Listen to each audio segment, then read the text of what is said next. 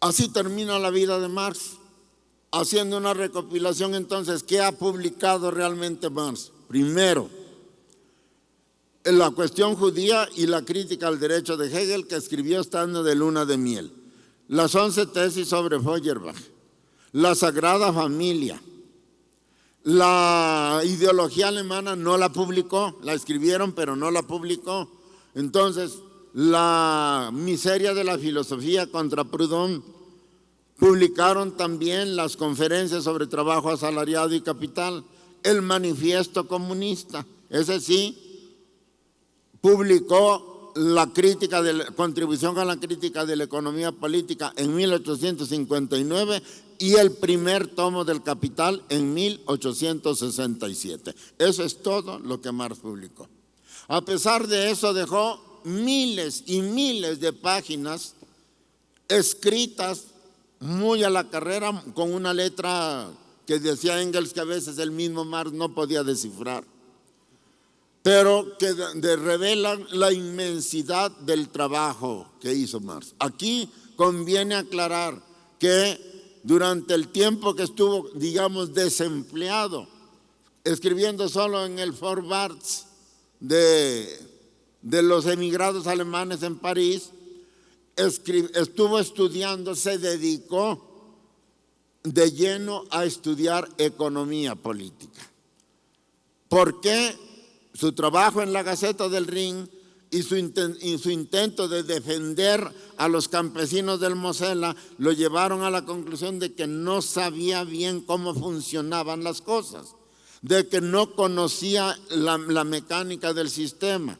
Y entonces se da cuenta de que tiene que estudiar, como quien dice, los entresijos, las tripas del sistema. Y se da cuenta de que esos entresijos lo forman precisamente la economía. Y en Francia es donde realiza la primera parte importantísima de sus investigaciones económicas, que dejó miles de páginas resumidas en lo que hoy se conoce como los manuscritos económicos filosóficos de 1844, o también se les suele llamar manuscritos de París. Estos manuscritos han sido publicados y forman varios tomos. Cuando murió Marx ya tenía mucho material para el segundo y el tercer tomo del Capital y para la historia de la plusvalía. Todo ese material se lo deja a Engels, y es Engels el que, expurgando en esos materiales, logra formar el segundo tomo, el tercer tomo y el cuarto, o sea, la historia de la plusvalía. Engels tampoco alcanza a publicarla. Engels muere en 1895, 12 años después de Marx, y le deja la tarea a Kautsky, un socialdemócrata alemán, que es el que publica lo que pudiéramos llamar el cuarto tomo del Capital. Entonces, vean ustedes, lo que publicó fue poco relativamente hablando, pero el mundo de investigaciones que Marx hizo y que los dejó en forma de manuscritos y a veces hasta de primeros ensayos de redacción, hablan de que ese hombre era un verdadero devorador de libros, un trabajador incansable y un cerebro privilegiado que captaba como nadie rápidamente la esencia de lo que leía, y gracias a eso pudo escribir y publicar lo poco que publicó. Ahora bien, alguien dirá, ¿y por eso tanto cuento? Bueno, y ahí es donde entramos a la cuestión. Trataré de no tardarme más. Dije yo que no era mucho lo que había que decir de la vida de Marx. Yo pudiera decir muchas otras cosas, yo sé muchas cosas, hasta detalles triviales, pero no tiene caso. Es un resumen muy apretado de la vida de Marx. La universidad, la nueva Gaceta del Rin, el primer exilio en París, la expulsión a Bélgica, el regreso a Alemania, la expulsión de Alemania, la llegada a París a Inglaterra, la publicación del Capital y la muerte de Marx. Digamos, muy resumidamente, esa es la vida de este hombre. Claro, aquí hay que ver la Liga Comunista, la fundación de la Cuarta Internacional y el inmenso trabajo que le costaba dirigir a los obreros de la Internacional. Pero eso no tenemos tiempo para detallarlo. Marx muere pues en 1883. deja su herencia literaria a Engels. Engels publica lo que puede hasta 1895 y el resto lo publica Gauss. Hasta el día de hoy se sabe que mucho del material que Marx dejó manuscrito y que tiene un valor incalculable para la ciencia y la política del mundo sigue estando inédita. El intento más grande de publicar la obra completa de Marx lo hicieron los rusos, lo hizo Rusia. David Riazanov, un erudito marxista, funda el Instituto Marxista-Leninista de Moscú y empieza a publicar sistemáticamente la obra de Marx. Toda la obra de Marx, incluidos los manuscritos que no publicó. Pero viene después la contraofensiva stalinista. Riazanov es de los opositores de Stalin, cae en desgracia, lo fusilan y el experimento de Riazanov prácticamente termina allí. Después ha habido un intento de los alemanes, hay mucho publicado ya, ojalá pudiéramos leer todo lo que se ha publicado, pero sigue habiendo una buena reserva de trabajo de Marx que no se ha publicado. Ahora bien, ¿cuál es pues en última instancia entonces la grandeza de Marx? He querido adrede reducir al mínimo, sintetizar al mínimo lo que publicó, para contrastarlo con la influencia tan inmensa que tuvo y que tiene Marx. ¿Qué es lo que realmente hizo? A ver, el hombre, compañeros, vive en sociedad y diríamos, grosso modo, que hay dos grandes esferas de la vida del hombre en sociedad, o dos grandes esferas de la vida social del hombre, que muchas veces no reflexionamos en ellas, pero que cuando se nos dicen nos parece obvio que así es. Nos damos cuenta de que en efecto cualquier sociedad se puede reducir a esas dos grandes esferas. ¿Cuáles son esas dos grandes esferas? Primero, la sociedad vive trabajando, vive produciendo. ¿Produciendo qué? Todo lo que la sociedad necesita para vivir, que es lo que se llama ahora la producción económica o la actividad económica o la riqueza económica de los países. No hay país que no trabaje y que no produzca cosas, porque si no trabaja y no produce cosas, no existiría ese país. Esta es una de las dos grandes esferas de la sociedad. No puede faltar, ni siquiera en los pueblos más atrasados, hay actividad económica, hay producción, porque el hombre tiene que producir lo que necesita para vivir. ¿Cuál es la otra gran esfera? Vamos a decirlo, la esfera del pensamiento, la esfera de lo que el hombre piensa.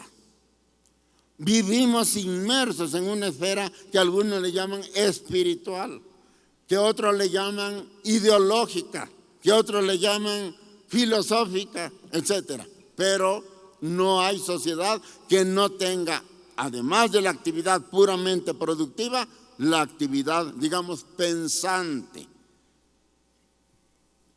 Esta esfera es una esfera complicada, compleja, que a veces incluso por no hablarse de ella o por no explicarse nunca a la masa, por ejemplo, ni siquiera tenemos conciencia de que existe.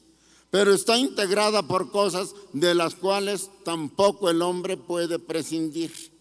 ¿De qué estamos hablando? De el derecho, de la teoría del Estado, de las leyes, de las sanciones, de los delitos, etcétera, etcétera. No hay país que no tenga una legislación, que no tenga un Estado, un gobierno, un derecho que ese gobierno aplica sobre la gente.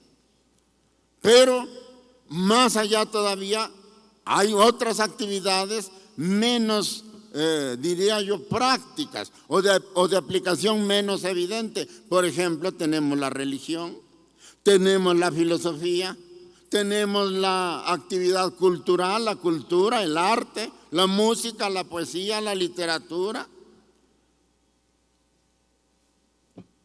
toda la cultura, toda la filosofía, toda la religión e incluso algunos problemas de carácter, pues un tanto resbaladizo, lo que se le llama la moral social. Todo esto existe en todos los países. Entonces son los dos grandes componentes sociales. Ningún país puede vivir si no tiene actividad económica, si no produce parte, cuando menos, de lo que necesita para vivir: alimento, ropa, calzado, habitaciones, transporte, medicinas. Y para producir todo eso, ahora y cada vez más, se necesitan máquinas productoras de otras máquinas para producir lo que el hombre necesita. La actividad económica del hombre se ha hecho muy compleja, pero en esencia sigue siendo lo mismo. Es la forma en que el hombre produce lo que necesita para su propia vida material. Pero sobre esta actividad, como complemento indispensable de esta actividad, se levanta la actividad, llamémosle espiritual o mental, o la actividad pensante del hombre, que ya dije es el derecho, el Estado, las leyes, el gobierno, la religión, la filosofía, la política, la cultura, la moral, el mundo del espíritu. Hasta antes de Marx, estas dos partes de la sociedad se consideraban, digamos, relativamente independientes. Y se sostenía, se decía que la actividad pensante era la que gobernaba, la que dirigía, la que determinaba el éxito de la actividad económica productiva. El hombre piensa. Ya ven que Descartes llegó a decir: pienso, luego existo. El pensamiento casi como prueba de que el hombre existe. Una revalorización, diría yo, casi absurda de la actividad pensante. Pero esto tiene su explicación, porque en la época de Descartes se creía firmemente que el hombre pensaba por sí mismo y que era el pensamiento del hombre el que iba cambiando la situación de la sociedad. Que era, el hombre se daba cuenta de lo que estaba mal y lo corregía. Se daba cuenta de lo que podía mejorar y lo mejoraba. Se daba cuenta de que tal cosa no servía y la dejaba de producir y producía otra, etc. Y al igual, el gobierno se daba cuenta de que por algo no le funcionaba y lo cambiaba. El Estado, la constitución del Estado, y pues con mayor razón la cultura, la religión. Acordarse que los griegos tenían una religión distinta a la nuestra. Entonces, se decía, se pensaba que la actividad pensante del hombre era la que explicaba el progreso del hombre. El progreso espiritual determinaba el progreso material del hombre, porque el hombre piensa es por lo que puede mejorar la productividad, la producción de zapatos o la producción de ropa cada vez mejor, o mejorar la vivienda, o mejorar el transporte, o mejorar al gobierno, o mejorar la ley. Todo esto dependía de la actividad pensante del hombre. Pero la pregunta que nunca se hicieron o nunca contestaron es: ¿y el hombre de dónde piensa? ¿De dónde saca las ideas? La investigación moderna demuestra que el cerebro más inteligente no puede producir nada si no está en relación con la vida, si no está en relación con los demás hombres, si no está en relación con su sociedad y sobre todo si no está involucrado en la vida cotidiana, en particular con la vida económica de la sociedad. Al final de cuentas, pues, Si nosotros hablamos de la actividad espiritual, de la actividad pensante del hombre, y aceptamos que es esta la que evoluciona y que obliga a evolucionar a la economía, nos creamos un problema grave. Nos creamos una contradicción que no parece lógica, que no parece aceptable. Y entonces, ¿de dónde salen las ideas del hombre? ¿De dónde saca sus ideas? A un hombre muy inteligente, si se le encierra, por ejemplo, años y años en un cuarto aislado, ese sabio, ese genio potencial, cuando lo saquemos de su aislamiento, es un idiota, no sabe nada, no piensa nada, porque no ha tenido ninguna relación con la realidad, con la práctica. Y cualquiera que examine lo que tiene, lo que piensa, lo que siente, se dará cuenta de que lo piensa porque lo ha visto, o porque lo ha tocado, o porque se lo han dicho, o porque lo ha sufrido. Al final de cuentas, el pensamiento del hombre se alimenta de lo que el hombre ve, de lo que el hombre oye, de lo que el hombre hace, de lo que el hombre modifica, de lo que el hombre cambia. El pensamiento del hombre, pues, nace de la actividad social del hombre. Y de las actividades sociales del hombre, la más importante, la primera, la que nunca faltó, porque si no, no existiría la sociedad, fue la actividad económica. Por lo tanto, Marx es el primero que dice, no es la actividad espiritual, no es la actividad pensante la que dirige el desarrollo de la sociedad humana. Es su necesidad de vivir y de vivir mejor lo que lo obliga a pensar y lo que le permite pensar y lo que le permite crear lo que él llamó la superestructura ideológica de la sociedad. Entonces, ahí vemos un intento de explicar esto. Abajo dice producción económica. ¿Por qué está abajo y con un diseño parecido al cemento, a la arena? Porque es la manera de dar a entender que esa es la base sobre la que está construido el edificio social. Y sobre ese edificio, el primer nivel ideológico, el primer nivel espiritual, digamos, el primer nivel de la actividad pensante, política, Estado, leyes, aparato de justicia.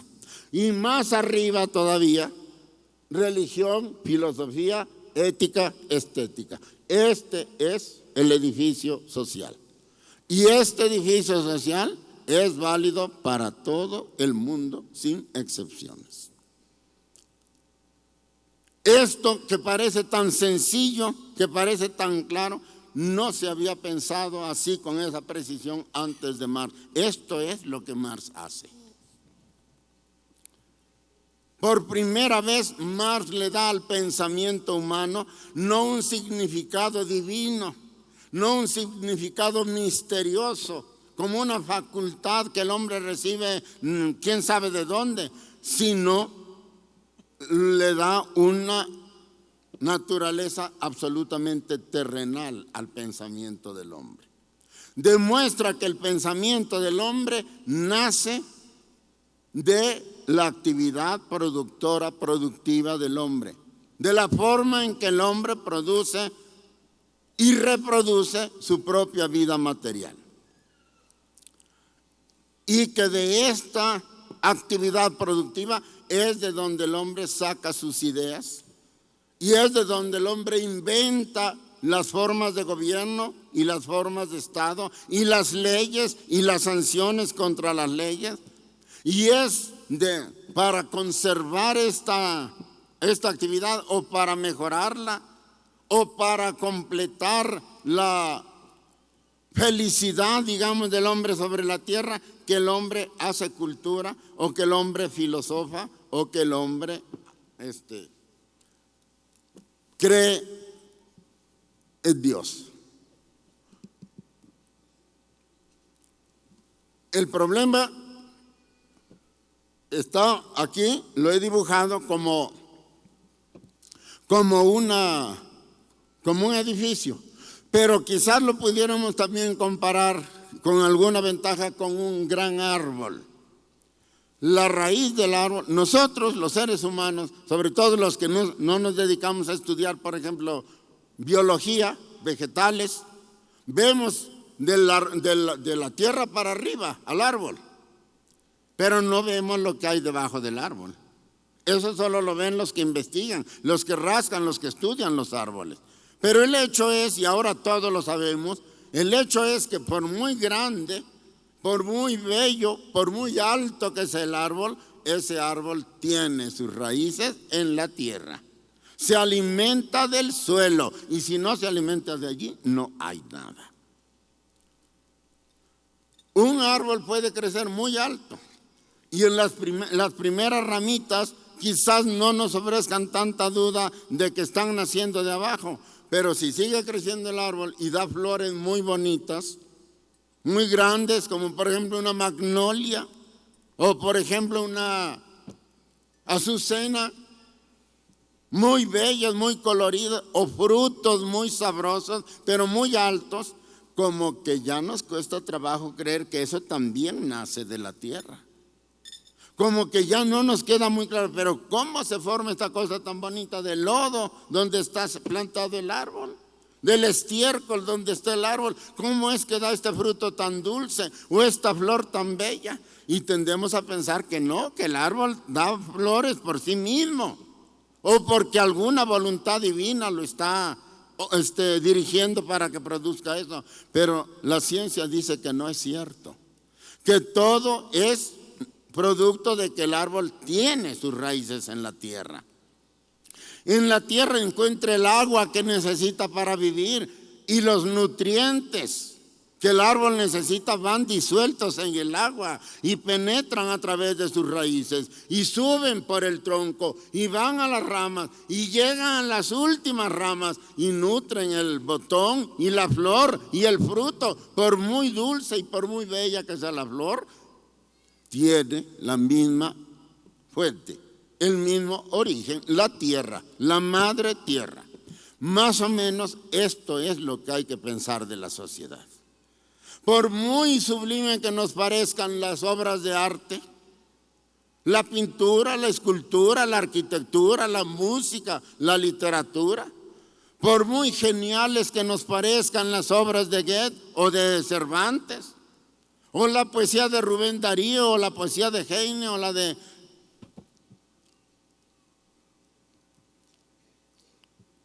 Baudelaire, etcétera, tienen sus raíces en la actividad económica. La estructura es, Marx le llamó estructura a la base, a la actividad económica del hombre. Y es esta estructura la que alimenta la superestructura. Es de esta estructura, de esta actividad económica, de donde nacen aún los pensamientos más sublimes, o más sutiles, o aparentemente más alejados de la tierra. Incluso la misma idea de Dios nace de aquí. Por muy elevada que nos parezca, nace de aquí. El hombre resuelve muchos problemas en su cabeza, en los laboratorios, en las aulas, pero los problemas que el hombre estudia y resuelve, los resuelve primero, se los plantea porque se los plantea la vida económica, la vida productiva. ¿Por qué se inventó la rueda? ¿Por qué se inventó el molino de trigo? ¿Por qué se inventó la rueda hidráulica para producir electricidad? ¿Por qué se inventaron los barcos? ¿Por qué se inventaron los coches? ¿Por qué se inventaron los tornos, la máquina que usan los obreros? ¿Por qué se inventaron los aviones? ¿Por qué se ha inventado todo lo que el hombre tiene ahora en el mundo? Porque se lo exige o cuando menos siente que lo necesita para su vida material. Los grandes problemas que la mente resuelve son problemas que le plantea el proceso de producción de su vida material. Y por eso hay que tener cuidado. Cuando Marx dice que la superestructura nace de la estructura, O algunas veces se dice que la superestructura, es decir, que lo que el hombre piensa solo refleja la realidad. Rápidamente hay quien diga, no, eso no puede ser.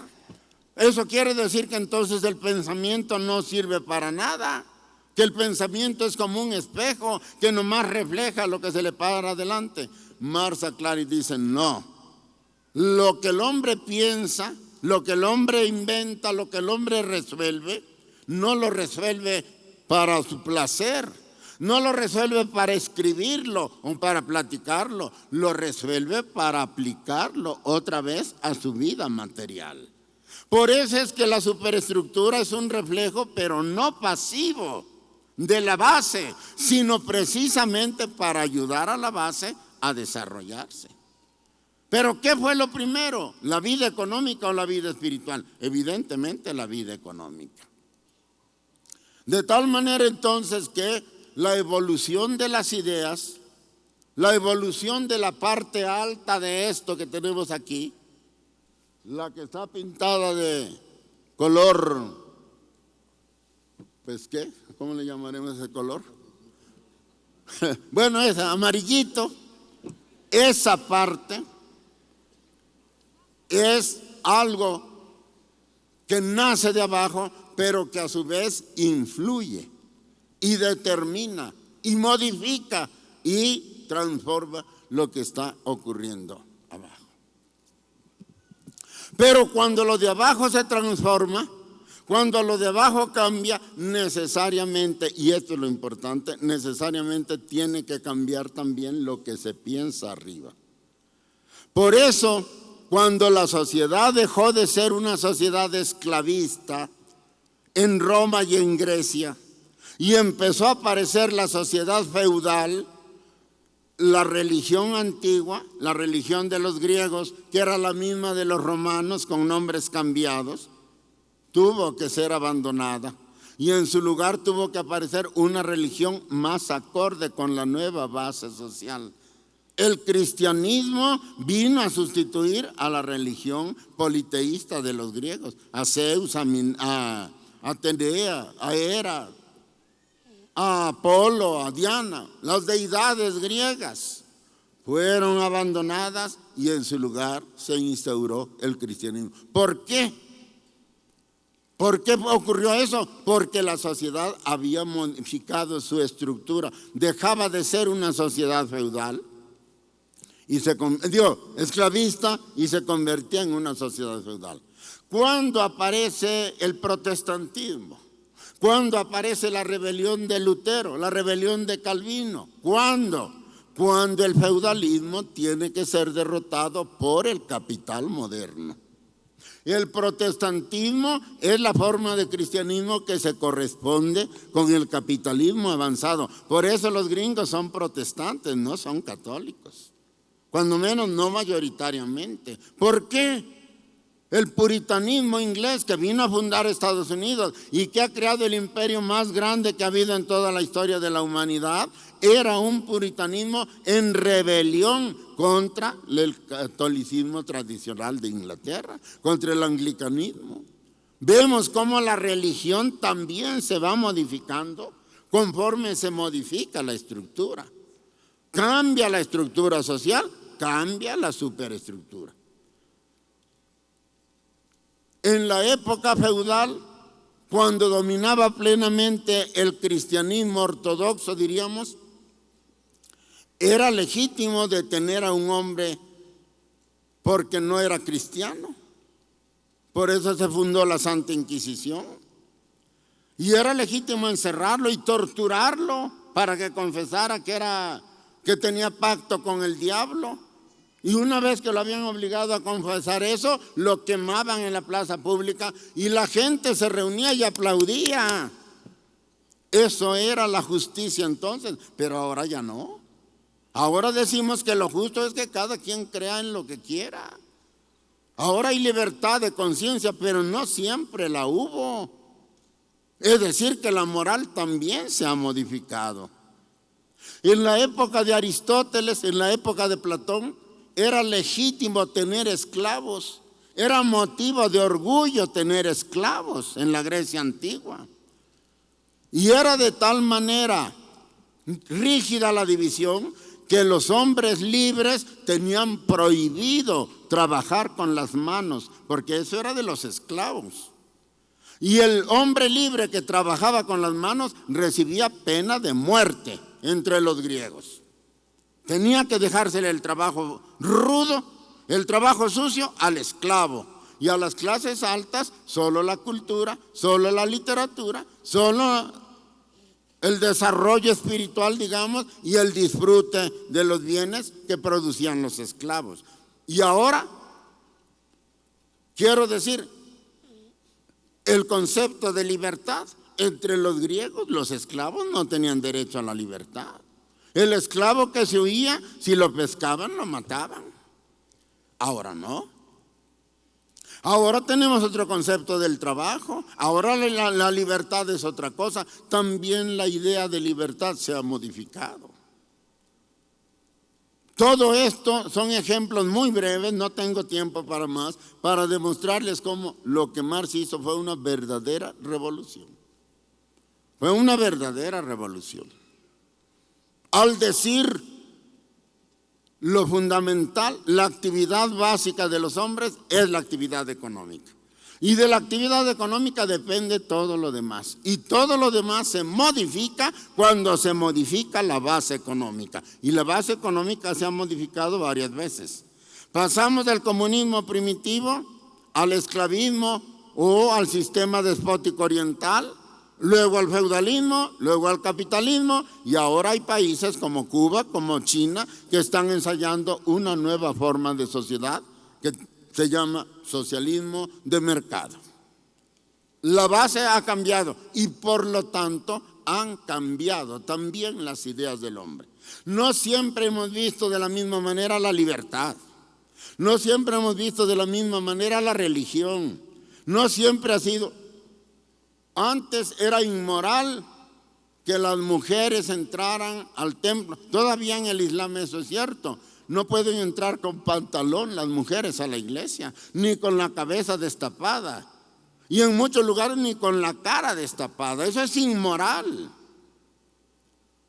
Y en cambio entre nosotros, no. Se ve como muy natural. Cómo la moral es distinta según la época y según el desarrollo económico de los pueblos.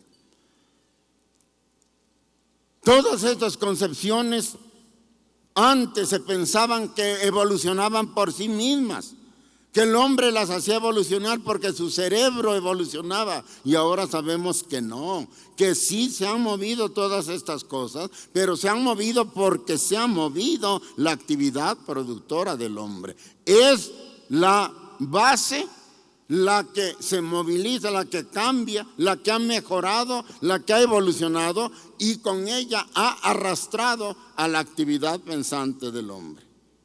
Quiero ser claro, este arrastrar a la actividad pensante del hombre no es tampoco tan lineal, porque, por ejemplo, antes de que en Francia se diera la revolución, la gran revolución burguesa de 1789, ya la superestructura, por ejemplo la filosofía, había comenzado a cambiar. Es decir, parece que la superestructura realmente se le adelantó a la estructura y la orientó. No es exactamente así, pero el fenómeno se da. ¿Por qué?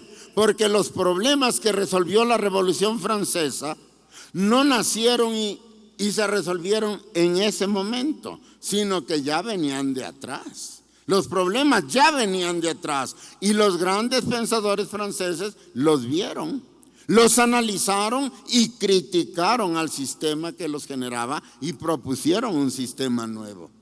Pero ese adelanto de la superestructura es solo aparente, porque en realidad lo que está respondiendo es a problemas que ya la estructura está presentando. La estructura ya está haciendo agua por todos lados y entonces empieza a generarse la crítica y por lo tanto prepara la crítica, la superestructura prepara el cambio de la estructura que se da precisamente con la revolución de 1789.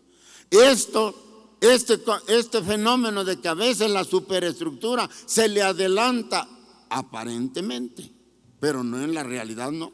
Que aparentemente se le adelanta a la estructura es lo que lleva a muchos a decir que ahí está probado que no, que primero cambian las ideas y luego la producción, pero están equivocados porque no ven el problema a fondo. Marx ya lo dijo con toda claridad: el hombre nunca se plantea problemas para los cuales no existan ya las condiciones de su solución. Es más, de su propia existencia, de la existencia del problema.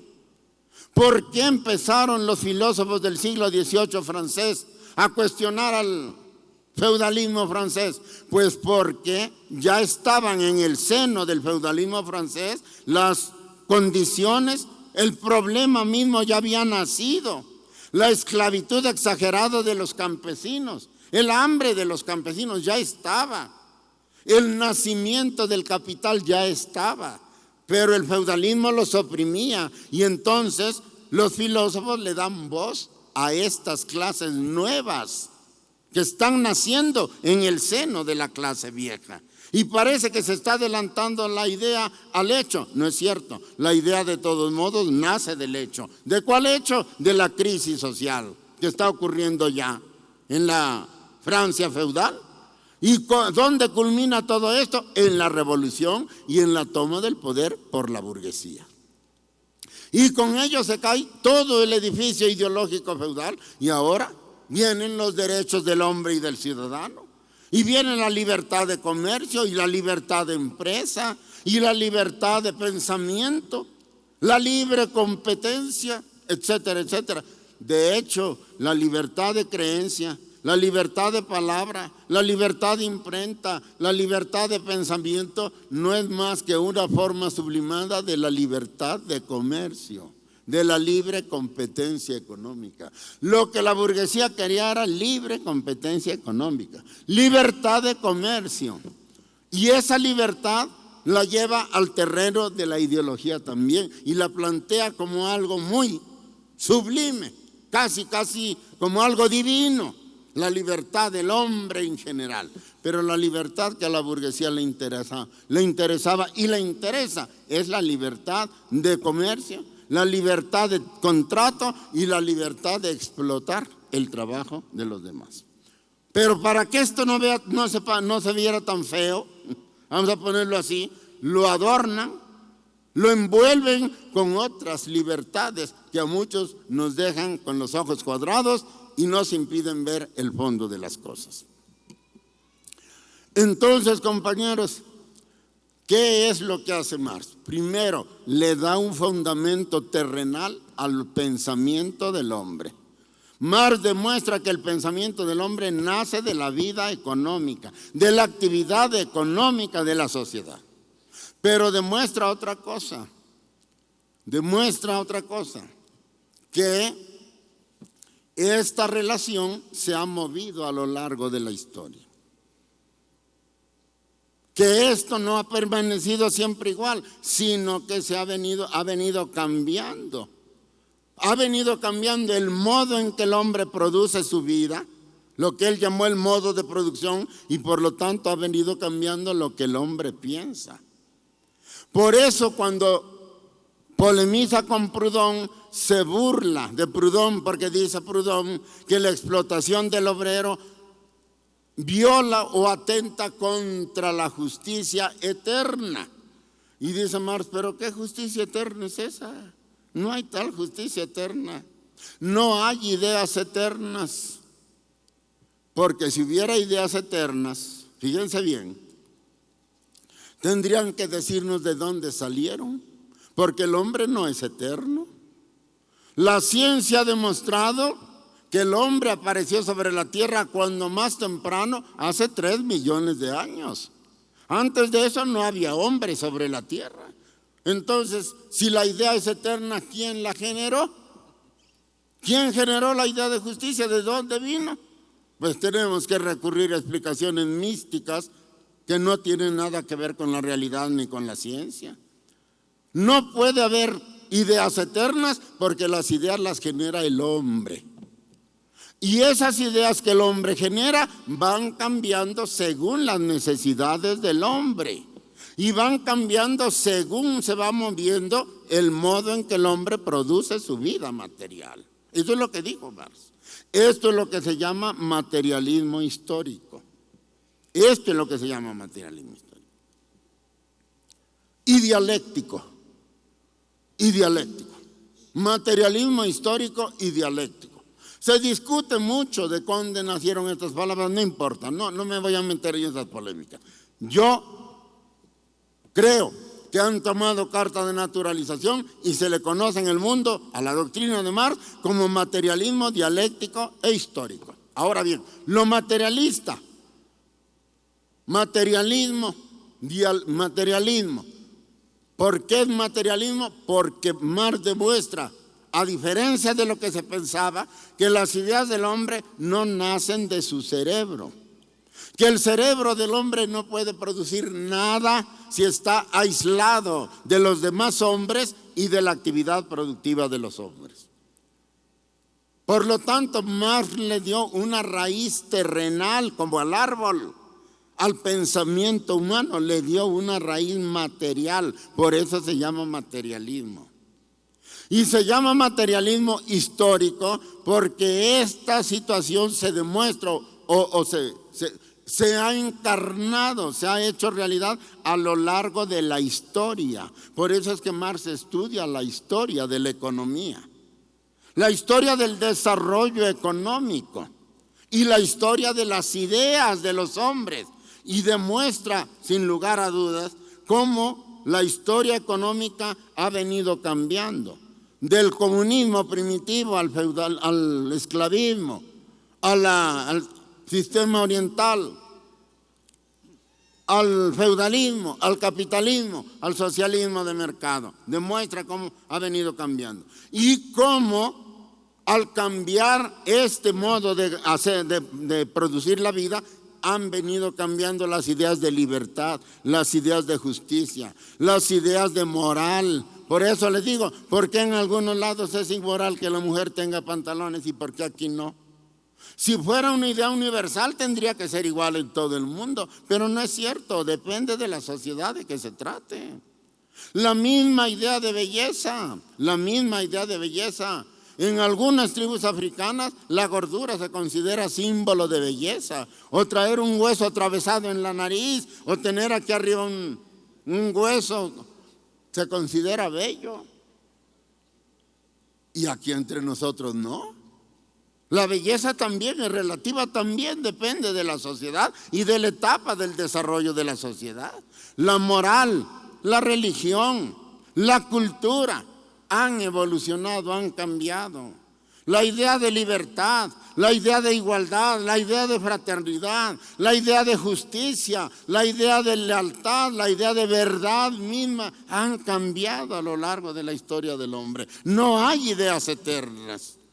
Los que nos hablan de verdades eternas, lo que nos quieren hacer es creer que este sistema actual no va a cambiar nunca, que es eterno. Por eso hablan de verdades eternas. Pero Marx dijo, no es cierto. La vida del hombre ha cambiado, se ha movido, ha evolucionado. Eso es lo que quiere decir que es histórico. El hombre es histórico. La vida material del hombre es histórica. ¿Por qué? Porque se ha movido a lo largo de la historia, porque se ha desarrollado a lo largo de la historia.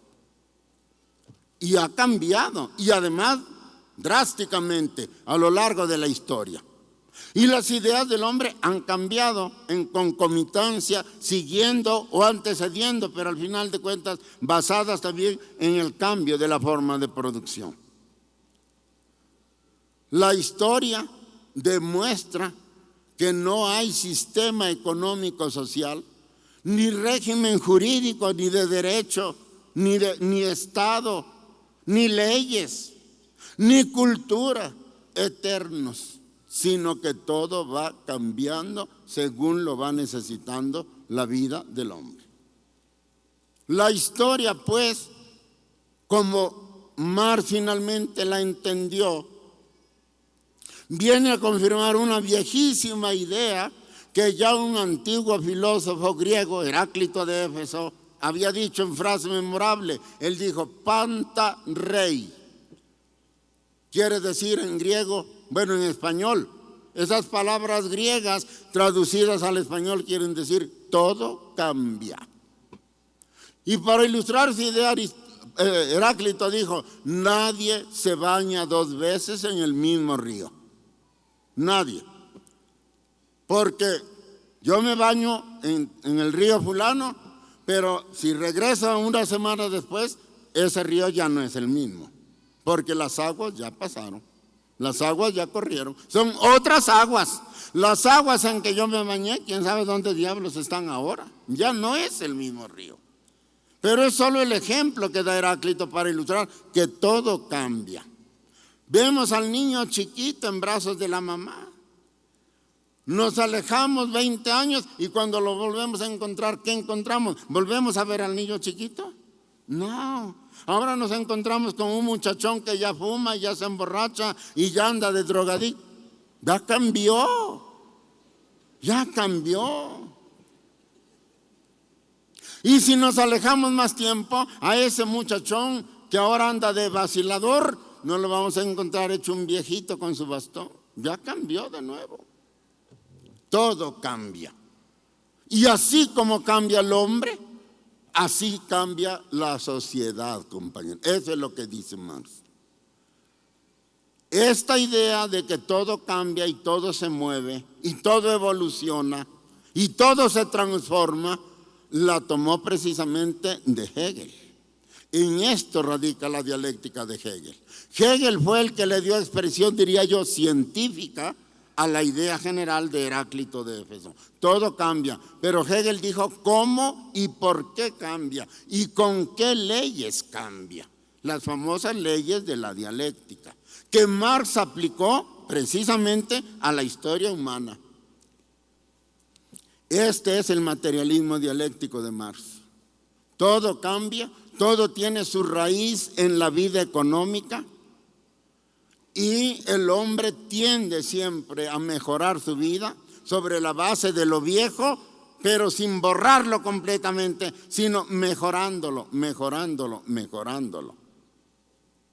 Superando lo viejo en favor de lo nuevo. Es un proceso continuo, indetenible. El imperialismo norteamericano, que es el que nos tiene avasallados el día de hoy, está rabiosamente en contra de esta idea. Claro, a él no le conviene que la humanidad piense así. Él quiere que pensemos que su dominio es eterno, que las cosas van a seguir así siempre, si no por la buena, por las armas. Eso es lo que quieren que pensemos. Por eso odian a Marx. Por eso odian la historia. Hay todo un movimiento contra la ciencia de la historia. Porque la historia demuestra que nada es eterno, que todo cambia. Y que cambia necesariamente. Imperios ha habido, y grandes imperios. Podemos hablar del imperio de Darío, el imperio persa. Podemos hablar del imperio de los hititas, muy famoso, porque fue el imperio, digamos, que se enfrentó a Grecia en la guerra de Troya. Podemos hablar del imperio de Alejandro Magno, del gran imperio romano, del sacro imperio romano germánico que encabezó Carlomagno en Alemania. ¿Y dónde están esos imperios? Que en su momento también se sentían eternos. ¿Dónde están? Ya los barrió la historia. Y ahora lo que hay son países diversos y con mayor o menor libertad para elegir a sus gobernantes. Hay un nuevo imperialismo que quiere apoderarse del mundo. Siempre habrá gente, mientras viva la propiedad privada, que quiera dominar a la humanidad entera. Y la manera de dominar a la humanidad entera es engañando a la gente. Es metiendo a la gente en la cabeza que hay cosas eternas, que hay verdades eternas que nunca van a cambiar y que aquel que lucha contra ellas hay que matarlo, hay que acabarlo. Como Marx ya no lo pueden matar porque ya se murió, entonces la guerra es contra su doctrina. contra su doctrina. Pero, ¿y qué ha pasado con la doctrina de Marx? ¿De veras está tan muerta como dicen sus enemigos? Esta es la última parte de mi plática y quiero que me pongan atención. A ver si no me estoy excediendo mucho, pero no tengo otro remedio. Desde que apareció el capital, el mundo entero empezó a cambiar, pero ahora en torno a las ideas de Marx, para bien o para mal. Por principio de cuentas, el capital provocó el que naciera una nueva ciencia económica para derrotar a la teoría económica de Marx del capital, la que hoy se llama economía matemática o economía subjetiva o economía de mercado, lo que quieran, la economía en boga. Esa economía nació gracias a Marx, porque cuando Marx publicó su libro y demostró que el capital vive de la explotación de los trabajadores y que por lo tanto los trabajadores tienen el derecho de luchar contra los capitalistas, primero para que les paguen mejor su trabajo y después para dejar de ser asalariados y convertirse en dueños de su destino. Cuando Marx dijo eso, a la burguesía se le pararon los pelos de punta. Se espantó porque esto dinamita al sistema en la base. Y entonces dijeron, hay que crear otra ciencia que derrote al marxismo. Y esa ciencia es la economía matemática. ¿Qué hizo la economía matemática? Dijo, lo que Marx dice es falso. Es más, es inútil. Es inútil. Porque no importa, no interesa saber si el valor existe o no existe, el valor de las cosas. Ni interesa saber tampoco cómo se reparte el valor. Ni interesa saber si hay injusticia o no hay injusticia. Aquí lo que interesa saber es cómo se forman los precios en el mercado. Y ahí tenemos libros y libros de matemáticas para demostrar cómo funciona el capitalismo a base de precios y haciendo a un lado como inútiles los planteamientos que hizo Marx. Aquí hay que decir una cosa curiosa. No es Marx el primero que habló de la explotación de los trabajadores. No fue Marx el que descubrió que la ganancia del capital es trabajo no pagado, lo que él le llamó plusvalía. La palabra sí es de Marx, pero la idea no. Esa ya la habían dicho otros economistas ingleses que no tenían nada de revolucionario, que no querían dinamitar al sistema, sino lo querían ayudar, lo querían curar de sus males. Y ellos sí se preguntaron, ¿por qué valen las cosas? ¿Cómo se forma el valor de las cosas? ¿Por qué se intercambian las cosas unas por otras en el mercado? ¿De dónde nace la ganancia del capital? ¿Cómo podemos medir toda la riqueza de una sociedad? ¿Cómo se reparte la riqueza de la sociedad? ¿Por qué hay pobreza? Porque estos economistas veían que si seguía aumentando la pobreza, la sociedad se iba a volar en pedazos y querían curar al sistema. Por eso se preocuparon de esto. Y ellos fueron los que empezaron a hablar de trabajo asalariado, de explotación del trabajo asalariado, de la famosa teoría del valor, etcétera.